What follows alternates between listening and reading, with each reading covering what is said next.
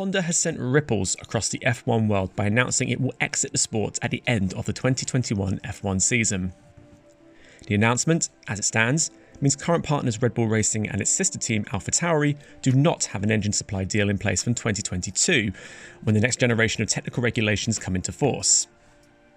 In a long and detailed statement, Honda President Takahiro Hashigo explains the automotive industry is going through I quote, a once-in-a-100-year transition period, which roughly translates as a significant and brand-overhauling change of philosophy to put sustainability and carbon neutrality at the heart of its company ethos. In short, F1 just doesn't align with Honda's future as a company if it wants to be and be seen as an automotive pioneer in a greener age. This marks the beginning of the end for Honda's latest and rather tumultuous stint in F1, after periods over the last few decades when it's competed as both a constructor, as recently as 2008, and perhaps most significantly as a title-winning engine supplier to McLaren and Williams in the 80s and early 90s. By evoking memories of Ayrton Senna and Alain Prost, it's why Honda's return to F1 in 2015 with McLaren generated such great fanfare. Moreover, as a brand new manufacturer committing to F1's new V6 hybrid power unit formula, it represented a big coup for the sport in luring the Japanese firm back. However, the project was fraught with issues from day one and became a PR disaster for Honda and McLaren, plus F1 in its attempts to promote its approach to potential manufacturers coming in. With the McLaren Honda proving woefully unreliable and significantly slower than its rivals, while many pointed to the sheer complexity of the formula for why Honda struggled to get its power unit up to scratch, the laborious process of doing so quickly strained relations with McLaren and earned it a wave of negative publicity from Fernando Alonso's often brutal comments in the media.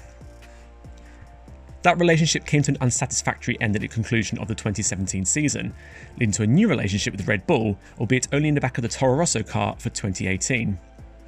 However, Red Bull Racing and Honda's first season together in 2019 proved significantly more successful, with Max Verstappen bringing the firm its first F1 victory as a brand since 2006.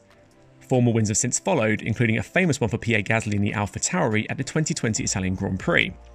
While sporadic reliability concerns and a disparity in performance to Mercedes still especially have lingered, Red Bull has certainly benefited from having a more dedicated partner to work alongside, unlike former partners Renault who, along with Mercedes and Ferrari, will always prioritise their own constructor efforts first.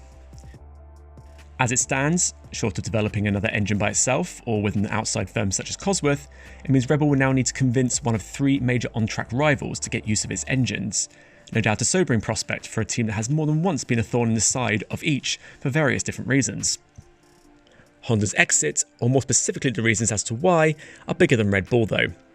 The announcement is a somewhat damning indictment of F1's future direction and it being at odds with the wider automotive industry, which is having to revolutionise in order to meet increasingly strict environmental laws and adapt to consumer demands for sustainability over performance. While it may not quite set the tone for one of the 3 existing brands to leave too, it suggests F1 will need to think more carefully about its direction in future if A, it still wants manufacturers to stay, and B, have a hope of luring new ones, something it hasn't been able to do for some time now.